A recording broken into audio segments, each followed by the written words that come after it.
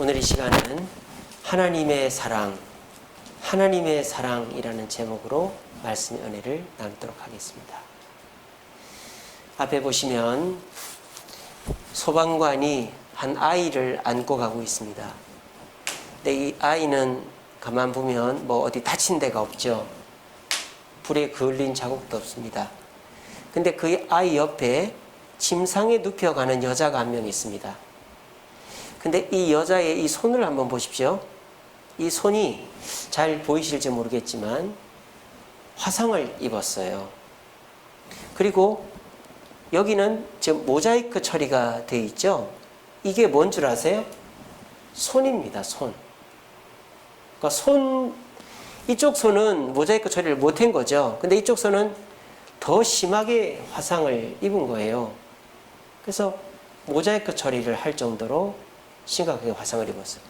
근데 나머지 몸이 화상을 안 입었잖아요. 그죠? 근데 이 여자분이 화상을 입은 이유가 이 아이를 살리기 위해서 화상을 입은 겁니다.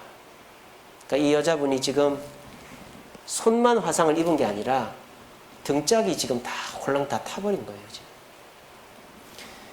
그래서 이제 이 아이는 살고 이 여자분은 13일 후에 사망했습니다. 손 2개 화상 입었다고 사람이 죽지는 않겠죠?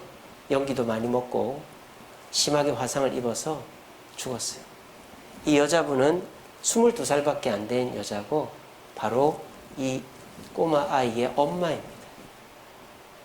그러니까 이 여자는 2015년도 1월 달에 있었던 이야기예요. 2015년도 1월 달에 의정부에 있는 한 아파트에서 불이 났는데 막 불이 문을 뚫고 들어오니까 나갈 수가 없는 거죠. 이 여자분이. 그래서 이 아이를 안고 불길을 자기 몸으로 막은 거예요. 그래서 자기는 지금 다 화상을 입은 거죠. 근데 소방관이 들어와서 이 여자와 이 아이를 구해서 데리고 나간 거예요. 근데 이 엄마는 이미 연기도 너무 많이 먹고 이미 화상을 너무 심하게 입어서 이렇게 13일 만에 죽게 된 것입니다. 그러면 이 엄마는 22살밖에 안 된 여잔데 왜 이 아이를 돌봤을까요? 이 엄마가 이 아이의 엄마고, 그리고 이 엄마는 미혼모였어요. 이 엄마는요, 고아였대요, 고아. 그래서 고아원에서 지냈습니다. 그런데 고아원에 있는 남자애랑 사귀게 돼가지고 임신을 하게 된 거예요. 그래서 아이를 낳았는데 그 남자애는 그냥 아이를 책임지지 않고 그냥 헤어져 버린 거예요. 그러니까 이 22살 먹은 이 여자 청년이 아이를 낳긴 낳았는데 어떻게 책임질 방법이 없잖아요. 그런데 자기도 고아인데 이 애를 고아로 만들 수는 없다 하는 책임감을 가지게 된 거죠. 그래서 근처 슈퍼에서 아르바이트를 하면서 애를 키웠다는 거예요. 근데 아르바이트를 해서 얼마나 먹고 살겠습니까? 그러니까 이제 임대아파트 같은 데서 사는데 전기세를 못 내니까 전기가 1년에 3번이나 끊어졌다는 거죠. 그런데도 이 애기 엄마, 22살 먹은 애기 엄마는 자기 먹고 쓰고 입을 거는 안 해도 이 애 장난감은 사줬다라는 거예요. 그러면서 애를 키웠는데 그렇게 자기보다도 더 사랑하면서 키웠던 애니까 애가 불길에 타 죽을 뻔한 위기 속에서 차라리 내가 죽고 말지 하면서 애를 안고 이 엄마가 그 불길을 다 뒤집어 써가지고 결국은 애는 살고 엄마는 죽게 되었다 하는 이야기가 뉴스에 난 적이 있습니다. 미국에도 이 비슷한 게 있었어요. 미국 집은 다 나무로 집을 짓거든요. 그러니까 불이 나면 그냥 홀랑 다 탄다고 보면 됩니다. 미국이 왜 나무로 집을 짓냐면 미국은 자연재해가 너무 많아요. 토네이도라고 해서 허리케인, 토네이도 이런 태풍들도 많이 오고 또 지진이나 이런 자연재해가 많아가지고 집을 지어놔도 홀랑 다 날아가고 무너지고 그런단 말이에요. 그러니까 집을 돈을 많이 안 들이고 짓는 거죠. 나무로. 그래서 이제 미국은 대부분 다가 나무집으로 짓는데 불이 난 거예요. 근데 이제 나갈 수가 없어요. 나무집이니까 이미 다 타서 퇴로가 막혔어요. 엄마가 어떻게 했느냐? 애를 변기 속에다 집어넣은 거예요. 그리고 자기가 그 변기 뚜껑을 닫으면 애가 숨 못 쉬니까 그 위에 엎드린 거예요. 이 엄마는 홀랑 다 타 죽었어요. 근데 엄마를 이렇게 뒤집어 보니까 그 애는 살아있더라는 거예요. 이게 진짜 사랑이다. 무슨 사랑? 부모의 사랑이다. 우리는 유행가 가사에 TV, 영화, 드라마에서 사랑 얘기들을 많이 보고 듣습니다. 근데 그런 사랑들은 어떤 사랑이죠? 짜릿한 사랑. 그리고 막 기대가 되는 그런 사랑이죠. 근데 그거는 부모의 사랑이라기보다는 남녀 간의 사랑, 또 젊은이들의 사랑이에요. 남녀 간의 사랑, 젊은이들의 사랑은 짜릿합니다. 그리고 막 기대가 됩니다. 근데 여러분, 그 남녀 간의 사랑, 젊은이들의 사랑은 우리 인생을 통틀어 봤을 때 얼마나 될까요? 그런 사랑을 누리고 나누는 것이 우리 인생에 얼마나 될까요? 10년? 15년? 될까요? 짧은 사랑이다라는 거예요. 그런데 우리의 70, 80 인생의 7, 80%를 차지하는 사랑은 바로 짜릿하고 기대되는 사랑이 아니라 고통스럽지만 책임을 지는 사랑이다라는 겁니다. 우리는 어린 시절에는 부모로부터 책임감 있는 사랑을 받았죠. 그리고 우리가 부모가 되어서는 책임감 있는 사랑을 행해야 되는 것입니다. 그러므로 우리 인생에서 짜릿하고 기대되는 남녀 간의 사랑, 젊은이들의 사랑의 기간은 5분의 1도 안 되는 기간이죠. 그런데 우리 인생의 대부분은 무엇입니까? 부모의 사랑과 같이 고통스럽지만 책임을 지는 사랑이 우리 인생의 사랑이다. 내가 누군가의 책임으로 성장했으면 우리도 어떻게 해야 돼요? 그 책임으로 누군가를 성장시켜 주어야 되는 거죠. 근데 요즘은 어떻습니까? TV를 봐도 영화를 봐도 다 결혼 안 하고 그냥 연애하면서 살려고 하는 사랑, 50대든 60대든 70대든 그런 사랑이 판을 치고 있어요. 그래서 골드미스, 그냥 남자들도 결혼 안 하고 이 여자 만났다가 저 여자 만났다가 이렇게 즐기면서 사는. 유명 축구 선수는 결혼도 안 했는데 애가 5인가 6인가 있어요. 결혼을 안 해요. 여자친구래요. 애를 낳아도 여자친구래요. 그런 시대를 우리는 살고 있습니다. 책임지기 싫은 거죠. 짜릿하고 기대되는 그런 사랑만 하고 싶은 거예요. 근데 그런 사랑은요, 할 때는 좋죠. 그런데 금방 끝나버리는 거예요. 마치 꽃과 같습니다. 여러분, 꽃이 항상 피는 것 같죠? 꽃은요, 1달, 2달 정도밖에 피지 않아요. 1년 12달 중에서 꽃이 피는 기간은 1달, 2달밖에 안 됩니다. 그런데 우리는 항상 꽃이 있기를 바라요. 그건 욕심이죠. 우리 인생의 꽃도 짜릿하고 기대되는 사랑은 우리 인생의 10년, 15년 정도밖에 되지 않아요. 우리 인생의 대부분의 사랑은 고난이 있지만 책임을 지는 그런 사랑이다. 우리가 그런 사랑을 받고 또 그런 사랑을 나눠줄 때 우리는 진정한 사랑을 누리면서 살아가는 것입니다. 가벼운 사랑, 짜릿한 사랑, 기대되는 사랑, 그것은 우리 인생에서 극히 일부분의 사랑이라는 걸 기억해야 됩니다. 오늘 설교의 제목이 하나님의 사랑입니다. 하나님의 사랑은 어떤 사랑일까요?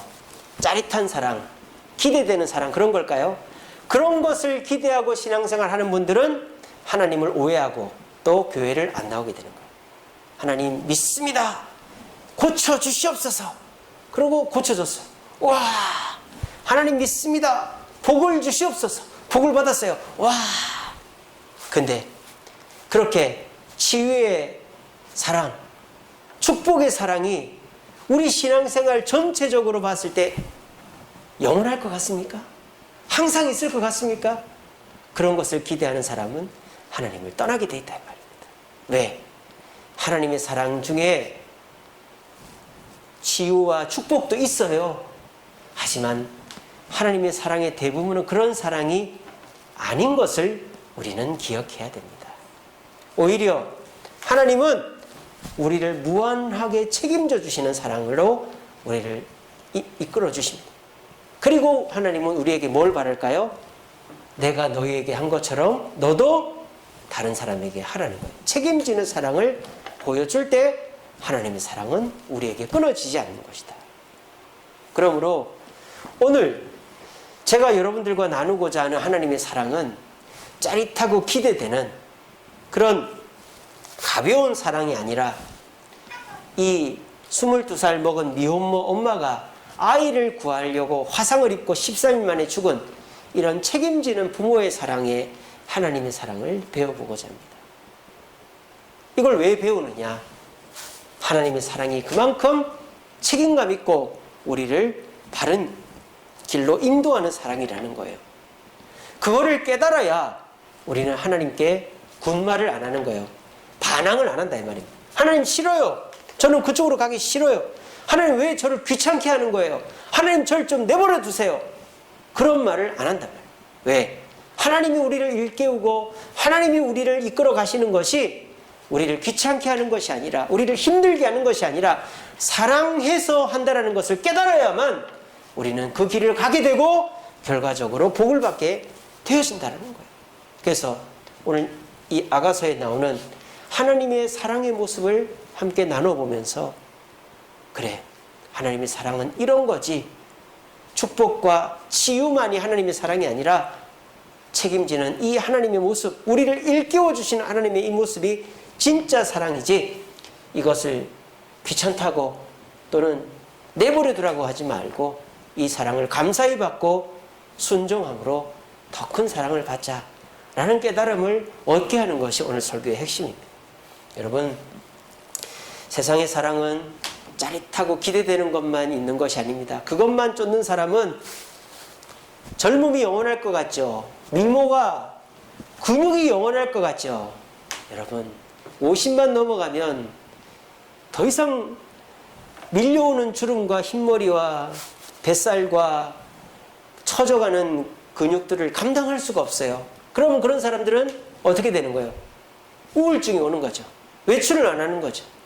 내가 영원히 아름다울 줄 알았는데, 영원히 몸매가 좋을 줄 알았는데, 영원히 근육이 있을 줄 알았는데 50딱 넘어가니까 몸이 아프고 있던 돈도 없어지고 외모도 옛날 같지가 않네.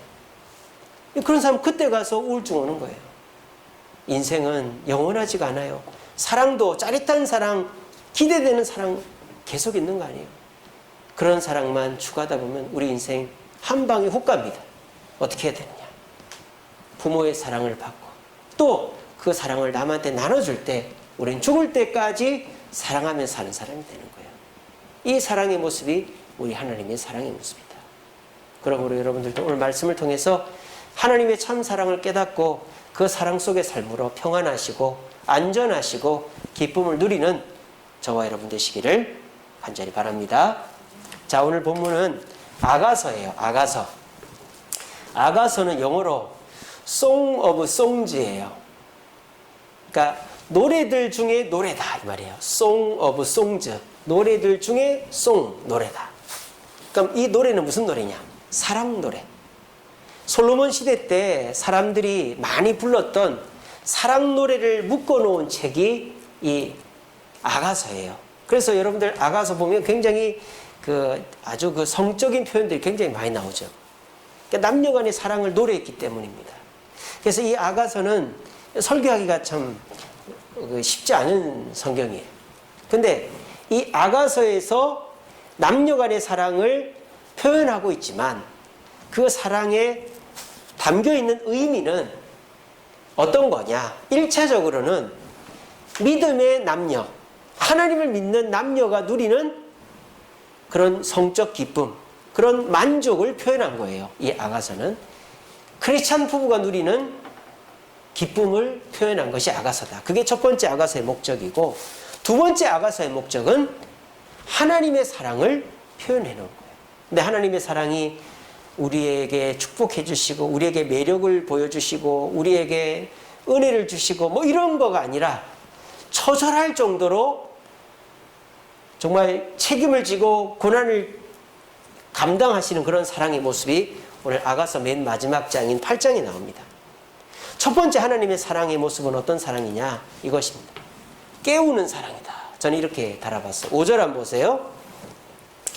그의 사랑하는 자를 의지하고 거친 들에서 올라오는 여자가 누구인가? 그러니까 지금 여자를 보는 거예요. 남자가 사랑하는 여자를 보는데 이 남자가 어떻게 하느냐? 너로 말미암아 내 어머니가 고생한 곳, 그러니까 어머니가 고생한 곳, 아마 뭐 고향이겠죠. 어머니랑 이 여자가 있었던 고향. 그리고 너를 낳은 자, 이게 똑같은 말이죠. 어머니 너를 낳은 자 같은 말이죠. 너를 낳은 자가 애쓴 그곳 사과나무 아래에서 내가 너를 깨웠다. 이렇게 되어 있습니다. 이게 무슨 의미일까요? 이게 시적인 표현인데 남자가 여자를 깨웠다 이 말이에요. 근데 어디서 깨웠느냐? 어머니가 고생한 그곳에서 깨웠다 이 말이에요. 그러면 이 남자는 거기서 이 여자를 왜 깨웠을까요? 나랑 놀자, 나랑 맛있는 거 먹자 이러려고 깨웠을까요? 그러려면 왜 어머니가 고생한 것에서 깨웠다고 했겠어요? 그런 뜻이 아니고 너는 네 어머니가 고생한 것을 뭐 해라? 기억하라는 것이죠. 남자가 여자를 거기서 깨웠다라는 것은 네가 나의 아내가 되지만 네가 내 아내가 되기까지 너의 어머니의 수고와 헌신이 있었다라는 것을 너는 기억해야 된다라고 그거를 깨우쳐 주기 위해서 깨웠다 이런 뜻이에요. 그래서 이 말이 우리에게 교훈하는 것은 뭐냐? 하나님은 우리를 일깨워 주시는 분이다라는 거예요. 무엇을 일깨워 주시느냐? 네가 어떤 존재인가 하는 것을 일깨워 준다 이 말이에요. 네가 과거에는 어떤 존재였고 지금은 어떤 존재이고 나중에 어떻게 해야만 이런 존재가 되는가를 항상 우리를 일깨워 주는 분이 하나님이시다라는 겁니다. 자, 이게 왜 중요합니까? 부모가 자식에게 해야 되는 가장 중요한 요소 중에 하나가 일깨워 주는 거죠. 기본적인 게 뭡니까? 차 조심해라, 사람 조심해라, 뭐 이렇게 해라 저렇게 해라 일깨워 주는 거죠. 그리고 너 이런 사람이 돼야지, 뭐 이거 공부해 볼래, 이거 한번 체험해 볼래, 이렇게 한번 해볼래 일깨워 주는 거죠. 그리고 자식이 잘못했을 때 몽둥이를 들고 때리기도 하고 말이죠. 야단을 치기도 하고 일깨워 주는 거예요. 부모가 자식에게 해야 될 요소들 중에서 가장 중요한 것 중에 하나가 부모가 자식한테 보호도 하고 공급도 하고 양육도 하고 하지만 부모가 자식한테 빼놓지 말고 해야 될 게 뭡니까? 교훈을 주는 거, 깨워주는 거라면 일깨워주는 거. 하나님도 우리를 사랑하는 측면에서 하시는 일이 뭐다? 우리를 일깨워주는 것이다. 뭐를 일깨워줍니까? 네가 내 자녀라는 것. 우리는 하나님의 백성이라는 것. 그리고 하나님의 백성으로서 거룩하기 위하여 해야 될 것과 하지 말아야 될 것을 가르쳐 주시고 우리가 잘못된 것을 할 때에는 회초리를 들어서라도 일깨워주는 것이 뭐다? 우리를 괴롭히는 게 아니고 뭐다? 사랑이다 이 말이에요. 그거를 지금 아가서가 우리한테 말하고 있는 거예요. 우리는 잔소리하고 때리고 내가 하기 싫은 거 시키고 하는 걸 사랑이라고 생각하지 않아요. 그렇죠? 왜? 짜릿하고 기대되는 거는 그렇게 하면 안 되거든요. 젊은이들 간에 그냥 서로 너 하고 싶은 대로 해. 그리고 서로가 서로에게 잘해주고 이러는 게 젊은이들의 사랑이지, 시시콜콜이 잔소리하고 야단치고 때리고 그런 사랑은 젊은이들의 사랑이 아니잖아요. 그러니까 하나님께서 우리가 하나님의 백성이라는 걸 깨우쳐 주시고 우리가 하나님의 백성으로 거룩하기 위하여 할 것과 하지 말아야 될 것을 가르쳐 주시고 가르쳐 주신 것을 지키지 않을 때 야단치는 그것을 사랑이라고 받아들여야 되는데 귀찮게 받아들이고 그거를 싫어하면 우리는 하나님의 사랑을 받을 수 없고 그 사랑의 축복을 경험할 수가 없다는 것입니다. 애가 잘 때 깨우면 짜증을 내요. 우리 집 애들이 그렇습니다. 요즘에는요 제가 짜증이 나요. 왜냐? 애들을 아침에 일찍 일어나라 해놓으니까 이놈들이 알람을 맞춰놔요. 알람을 맞춰놓고 알람이 울려도 안 일어나. 누가 일어날까요? 제가 일어나는 거예요. 저 사람도 안 일어나요. 소리만 질러. 한결아! 다하나! 알람 좀 꺼! 소리만 지르지 안 일어나. 제가 일어나서 알람 다 끄고 그럽니다. 그러니까 막 부모가 잔소리를 하니까 이놈들이 그래 일어나야지 하면서 알람들을 다 맞춰놓는데 7시 뭐 5분 단위로 맞춰놓는데 알람이 무슨 소용이 울려도 일어나질 않는 걸. 그러니까 결국은 내 몫인 거예요. 내 몫. 결국은 새벽기도 갔다 와서 잠깐 누우려고 해도 그거 듣고는 일어나가지고 다시 끄고 그러는 거예요. 그러니까 사람이 참 잘 때 깨우는 거는 동서고금을 막론하고 다 싫은 거죠. 근데 이런 경우는 어떻습니까? 불이 났어요. 불이 났는데 일어나 빨리 나가야 돼. 그렇게 깨워주는 거. 또 너무 추운데 막 졸려요. 추운 때 자면 얼어 죽거든요. 그때 깨워주는 거. 이런 거는 생명을 살려주는 거죠. 하나님께서 우리를 깨워주시는 그것과 비교할 수 있다 이 말입니다. 여러분, 성령은 우리를 사랑하시되 어떻게 사랑하신다고 되어 있는지 아세요? 회초리를 들고 고함을 지르면서 그렇게 사랑하신다고 안 되어 있습니다. 이렇게 되어 있어요. 말할 수 없는 탄식으로 우리를 사랑한다 그랬어요. 이게 무슨 뜻입니까? 성령은 아이고 저러면 안 되는데 저러면 안 되는데 아이고 어쩌면 좋아 좀 이렇게 우리를 바라보시지 야 너 그럴 거야? 종아리 걷어 몇 대 맞을래? 이렇게 안 하신다 이 말이에요. 아시겠죠? 성령님이 하나님이 우리를 사랑하는 방법은 함부로 하고 때리고 강요하는 거가 아니에요. 그런데 하나님이 우리한테 소리치고 깨우쳐 줄 때가 있다 이 말이에요. 그건 어떤 때다? 눈밭에서 졸고 있을 때, 불이 막 타는데 졸고 있을 때 깨우는 것과 똑같다 이 말입니다. 위급한 상황이니까 우리를 야단치고 우리를 깨우치 주신다는 거예요. 그렇지 않을 때는 내버려둬요. 하나님이 잘하든 못하든 하나님은 절대 우리를 함부로 대하지 않습니다. 왜? 하나님 우리에게 뭘 주셨어요? 프리윌, 자유의지를 주셨잖아요. 로봇가 아니잖아요. 우리는. 그러니까 하나님은 우리에게 선택권을 주셨어요. 근데 그 선택을 어느 정도 할 때까지 내버려 둔단 말이에요. 근데 우리가 정말 잘못된 선택, 이번에 잘못 선택하면 어떻게 잘못되겠다 싶을 때는 간섭을 하시는 거예요. 그러니까 저와 여러분들이 오늘부터 생각해야 될 것이 뭐냐? 하나님이 우리를 깨워주신다는 거예요. 너는 내 자녀야. 교회 와서 말씀 들을 때마다, 기도할 때마다, 또는 사회생활 할 때 너는 내 자녀야 라는 걸 깨우쳐 주시고, 또 우리가 해야 될 것과 하지 말아야 될 것을 깨우쳐 주신단 말이에요. 그래서 이런 걸 하지 마, 저거는 해야 돼.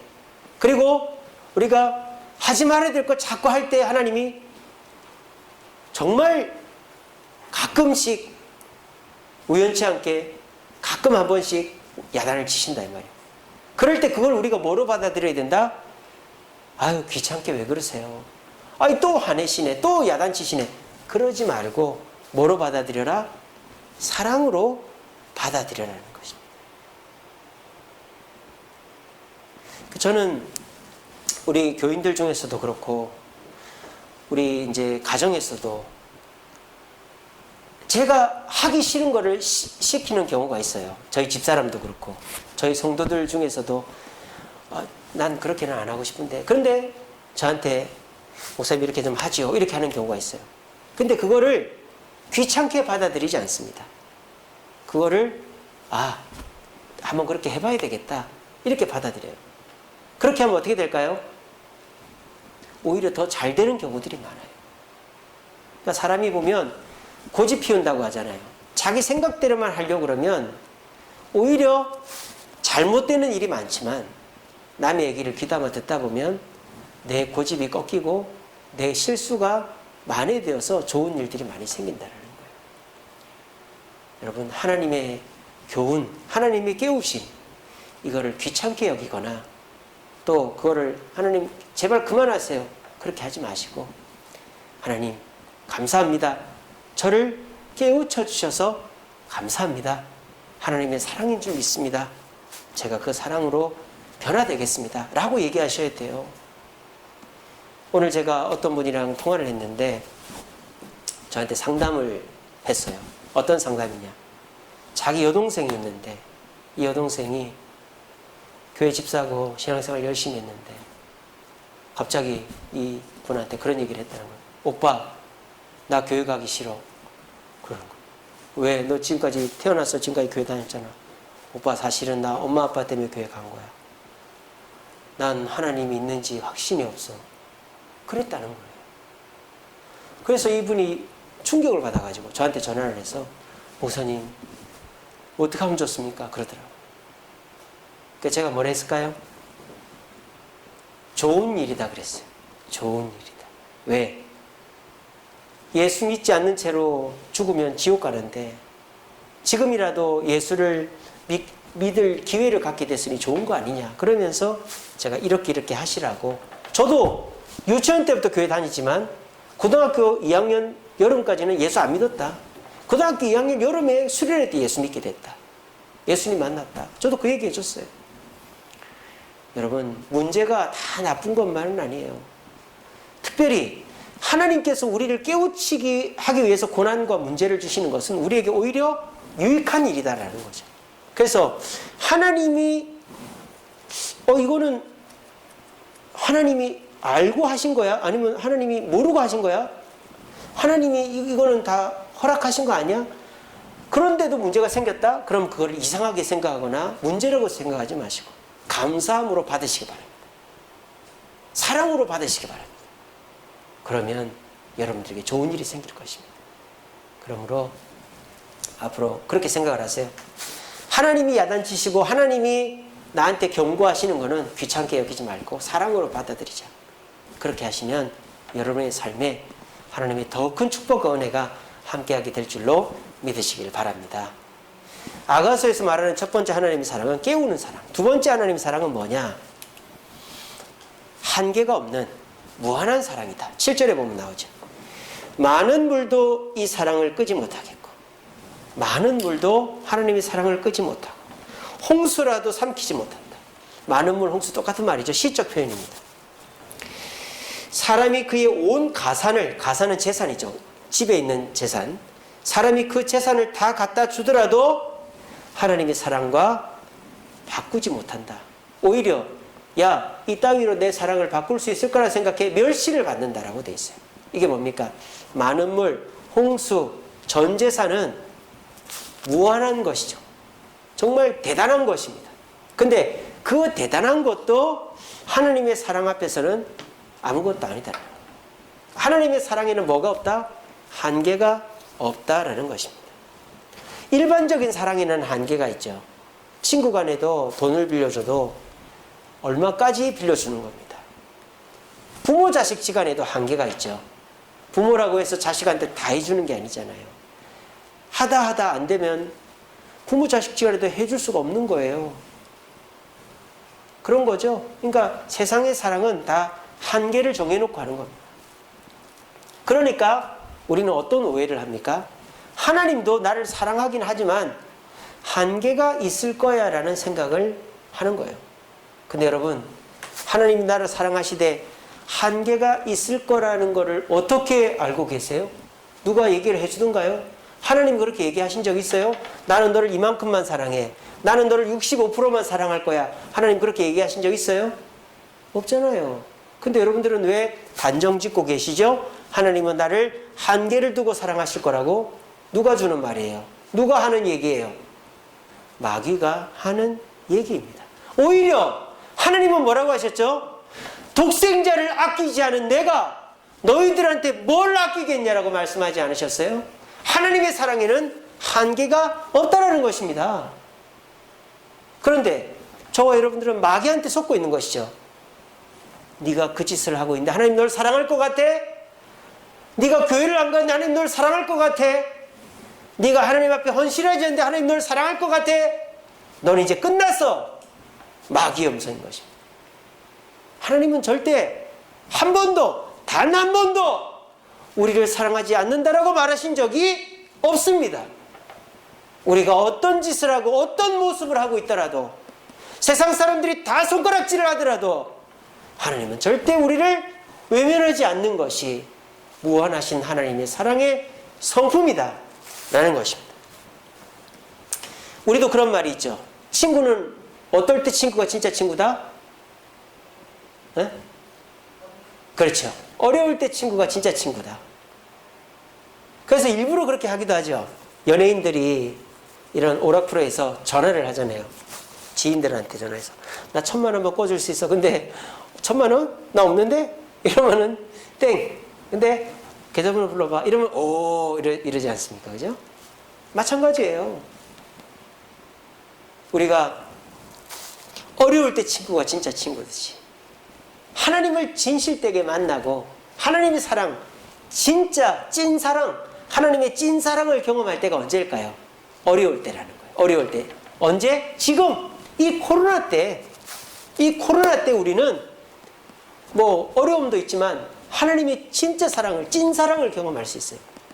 근데 그 사랑을 왜 못 경험하는지 아세요? 내가 사탄에게 속아서 잘라놓고 있는 거야. 하나님은 이 정도만 나를 사랑해. 내가 교회 안 가고 헌금 안 하고 봉사 안 하고 내가 이런 모습이고 하나님 실망시켰으니까 나를 사랑하지 않겠지? 그렇게 자기가 먼저 하나님과의 선을 그어버리니까 하나님의 무한한 사랑을 경험하지를 못하는 것입니다. 탕자를 보십시오. 부모의 재산을 반강제적으로 탈취해가지고 타국에 가서 다 써버리고 왔어요.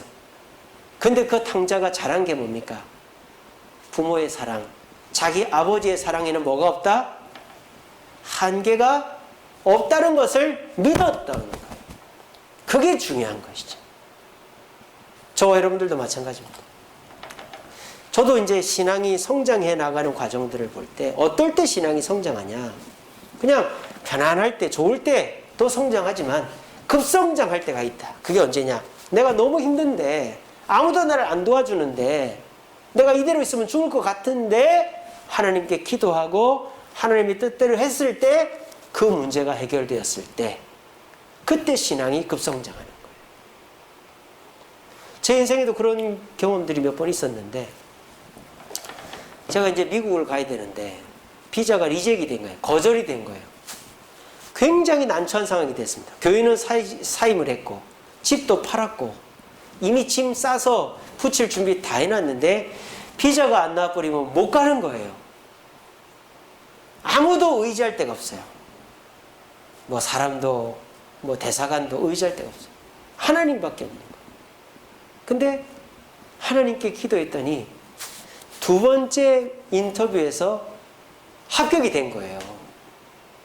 그러니까 원래 첫 번째 떨어지고 나면 두 번째 잘 안 되고 두 번째 떨어지면 아예 미국 못 가거든요. 그때 제 마음에 어떤 마음이 들었느냐? 하나님은 앞으로도 내 모든 문제를 책임지시겠구나 하는 확신이 들었었어요.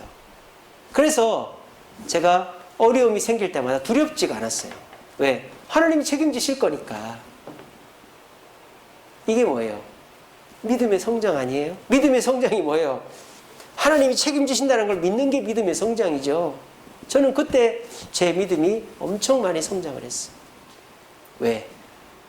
내가 남을 의지하지 않고 아무도 그래서 사람들한테 얘기하면 호주로 가라, 뭐 필리핀으로 가라, 캐나다로 가라, 뭐 다 그렇게 얘기하는 거예요.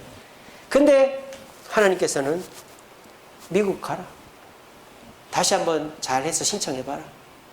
근데 그게 된 거예요. 그리고 이제 급속도로 짐 붙이고 티켓 끊고 출발하고 하는데 그 다음부터 일사천리로 팍 되는 거예요. 그때 제가 느낀 것이 내가 진짜 의지할 분은 하나님이고 하나님은 사람이 절대 못하는 것도 하시는 거구나. 그때 깨달은 거예요. 그 믿음으로 제가 지금 뭐 하고 있는 거예요? 건축을 하고 있는 거예요. 건축. 이것도 사람이 두 번 할 짓이 아닌 것 같아요. 참. 근데 제가 자고 일어나면 또 문제가 생기고 자고 일어나면 또 문제가 생기고 하죠. 근데 버티는 이유가 뭡니까? 간암 걸리지 않고 살 빠지지 않고 버티는 이유가 뭡니까? 믿음이 있기 때문이거든요. 제가 그 미국 갈 때 가졌던 믿음. 그래서 지금 건축이 다 끝나면 어떻게 되겠어요? 제 인생에 있어서 가장 힘들었다고 말 못하지만 왜냐하면 우리 장로님도 계시고 우리 성도님들도 있고 도와주는 분들이 많이 있기 때문에 제 인생에서 가장 힘든 일은 아니죠. 오히려 제가 유학 갈 때 그때가 더 힘들었어요. 아무도 도와줄 사람이 없었거든. 지금이야 제가 장로님한테 전화하고 성도님들이 도와주고 하니까 그때 비하면 지금은 훨씬 난데. 근데 이번에도 마찬가지잖아요. 이런 고난을 제가 믿음으로 겪고 이겨내면 믿음이 또 성장하는 거죠. 이게 뭡니까? 어려울 때 하나님의 사랑을 경험하게 된다는 거예요. 오늘 말씀을 듣는 저와 여러분, 하나님은 이만큼만 사랑해. 그건 마귀가 우리를 속이는 거예요. 한번 하나님을 시험해 보시기 바랍니다. 내가 그 어떤 잘못을 해도 하나님의 사랑에 변화가 없다 하는 걸 한번 맛을 보면요, 절대 하나님 멀리하지 않습니다. 어떻게든지 하나님 곁에서 문제를 해결하려고 할 것입니다. 그것이 우리가 이 세상에서 고난을 이겨내는 방법이에요. 부디 하나님의 사랑은 한계가 없는 무한하신 사랑임을 믿으시고 어떤 모습으로든 하나님의 사랑을 의지함으로 여러분들의 문제를 해결하고 하나님과의 사랑이 더 깊어지는 저와 여러분 되기를 간절히 바랍니다. 마지막 세 번째로 하나님의 사랑을 아가서에서 뭐라고 얘기하느냐? 질투하는 사랑이다. 질투가 무슨 사랑이냐? 그런 생각이 드시죠? 오늘 6절에 보면 그렇게 되어 있습니다. 너는 나를 도장같이 마음에 품고 도장같이 팔에 두라. 명령입니다. 야, 너 도장이 어떻습니까? 딱 찍으면 지울 수 없고 그는 약속, 그 딱 굳게 맺어진 약속이죠. 그 쉽게 말하면 남자가 여자한테 뭐 스토커처럼 이제 넌 나만 사랑해야 돼.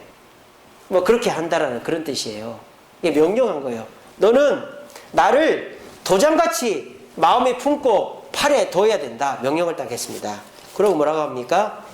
사랑은 죽음같이 강하고 질투는 수월은 지옥이거든요.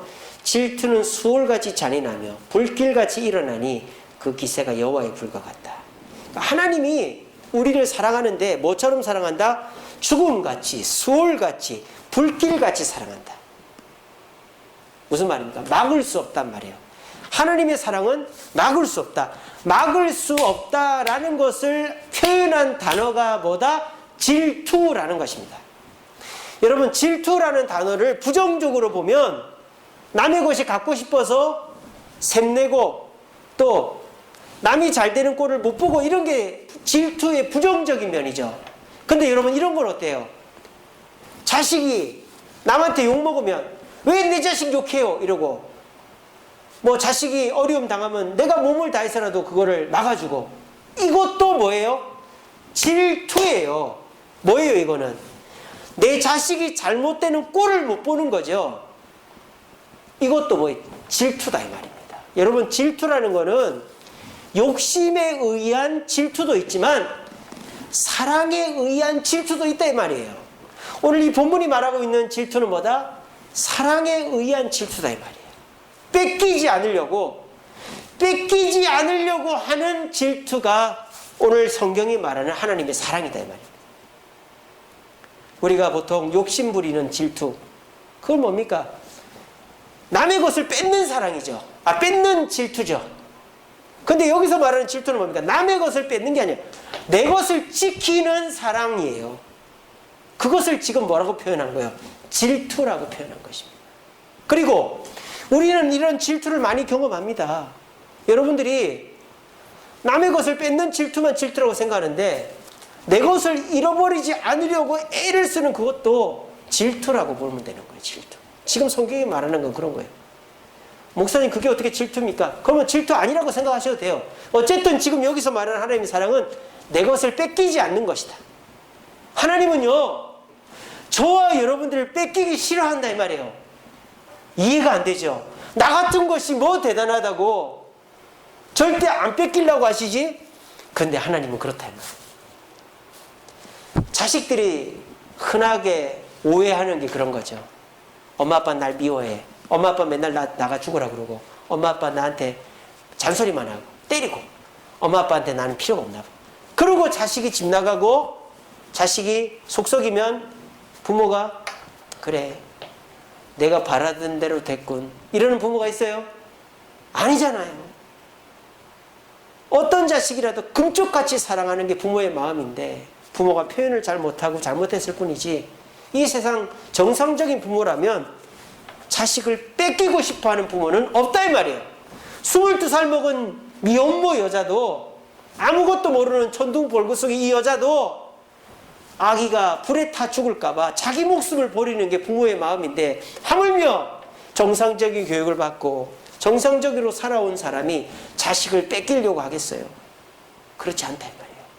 하나님의 사랑도 그와 같다. 하나님은 우리가, 자식들이 아이고 내가 이렇게 말썽 부리고 나쁜 짓 하고 엄마 아빠 기대에 부응하지 않으니까 엄마 아빠는 날 싫어하겠지, 내가 없어졌으면 좋아하겠지 하고 없어지잖아요. 그럼 부모는 자식이 속썩이는 것보다 그게 천배 만배 더 힘든 거죠. 부모에게 있어서 가장 힘든 건 뭐예요? 우리 권부정 원사님 가장 힘든 게 뭐예요? 우리 어르신들이 뭐라 그럽니까? 자식 앞서 보내는 것만큼 힘든 게 없다 그러잖아요. 그죠? 자식이 속을 썩이고 사업에 실패하고 이혼을 하고 뭐 경찰서에 가고 교도소에 가고 이런 거는 괜찮아요. 근데 부모가 제일 힘든 게 뭐예요? 자식 앞서 보내는 게 제일 힘들다. 왜? 자식을 죽음에게 뺏겨버리니까. 그게 부모의 마음이듯이 하나님은 질투할 정도로 우리를 뺏기지 않으려고 하는 것이 하나님의 사랑이다. 여러분들이 이거를 깨달아야 된다. 그래서 여러분들이 그런 시험을 한번 해보세요. 하나님이 나를 쉽게 포기하실까 안 하실까를 한번 시험해 보세요. 절대 여러분들을 포기하지 않습니다. 제가 얼마 전에 유튜브에서 전쟁 영화를 하나 봤는데, 그 전쟁 영화에 보면 사람들이 다 두려워해요. 무서워해요. 죽을까 봐. 근데 어떤 군인은 막 사람들을 격려하면서 다니는 거예요. 절대 안 죽어. 너 정신 차려. 집에 가야지. 근데 그 군인이 나중에 보니까 뒤에 돌아앉아서 기도하고 있다. 그 군인은 어떤 확신이 있는 거예요? 이 전쟁도, 저 빗발치게 날아오는 총알도, 옆에서 터지는 포탄도 하나님의 사랑으로부터 나를 빼앗아가지 못한다라는 것이죠. 여러분들에게 이 믿음이 있기를 바랍니다. 이 믿음이 있으면 코로나도, 여러분들이 내야 될 은행 이자도, 카드값도, 남들이 욕을 하고 내가 지금 당해 있는 많은 문제들도 두렵지 않게 될 것입니다. 왜? 코로나가, 내 재정적인 문제가, 사람들의 그 핀잔과 나를 향한 조롱이 하나님의 사랑과 비교될 수 없고, 그런 것들이 나를 하나님의 사랑에서 뺏어갈 수가 없기 때문입니다. 이것을 믿는 것이 우리 인생에서 굉장히 중요하다. 오늘 저는 3가지 말씀드렸습니다. 하나님의 사랑은 짜릿하고 기대되는 젊은이들의 그런 사랑이 아니에요. 하나님의 사랑은, 우리가 한평생 경험해야 될 하나님의 사랑은 우리가 하나님의 자녀이고 해야 될 것과 하지 말아야 될 것을 깨우쳐 주시고, 잘못됐을 때는 매를 들어서라도 깨우쳐 주시는 그것이 사랑이라는 것을 이 시간에 명심하셔야 돼요. 2번째로, 하나님의 사랑은 한계가 없다는 것.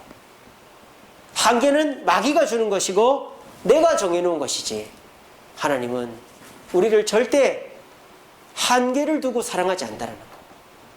그리고 3번째로, 하나님은 절대 우리를 뺏기지 않으려고 발버둥 치신다는 것.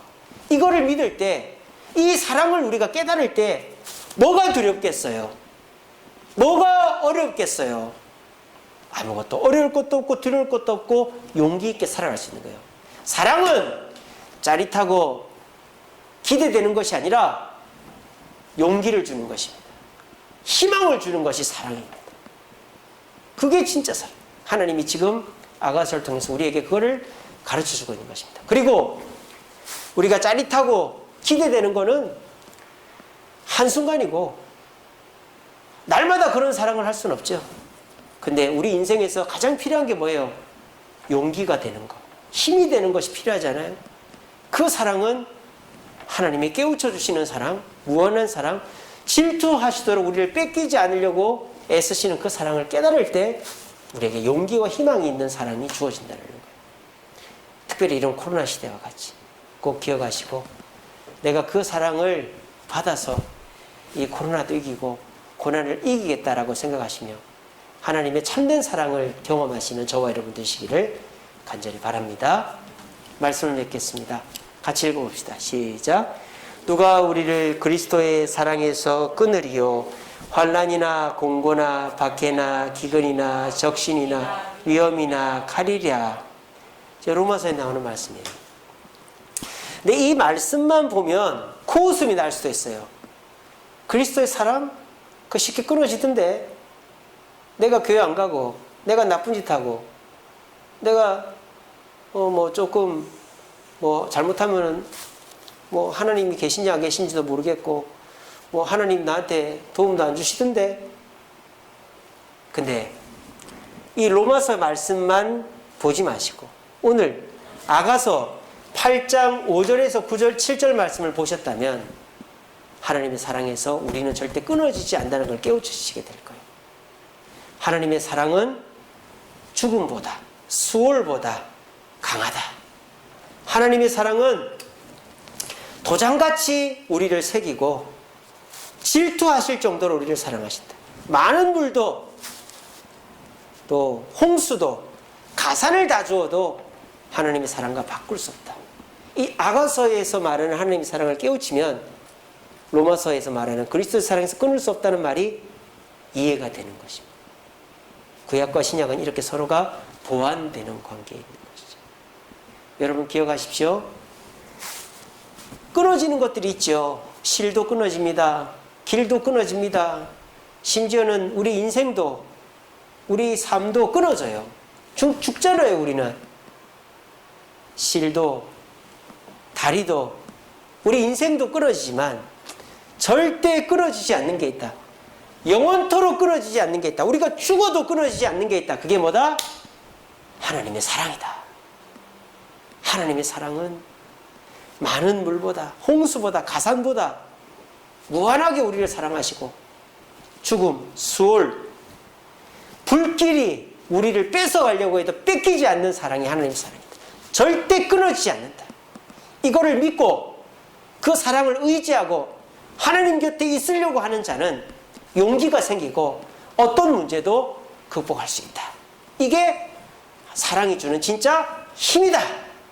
짜릿하고 기대되는 그게 진짜 사랑이 아니라 절대 끊어지지 않는 것을 믿고 순종하면 거기에서 얻어지는 용기와 힘이 진짜 사랑의 힘이다 라는 걸 굳게 믿으시고 하나님의 사랑 가운데서 이 코로나도 이기고 하나님은 절대 나를 포기하지 않아.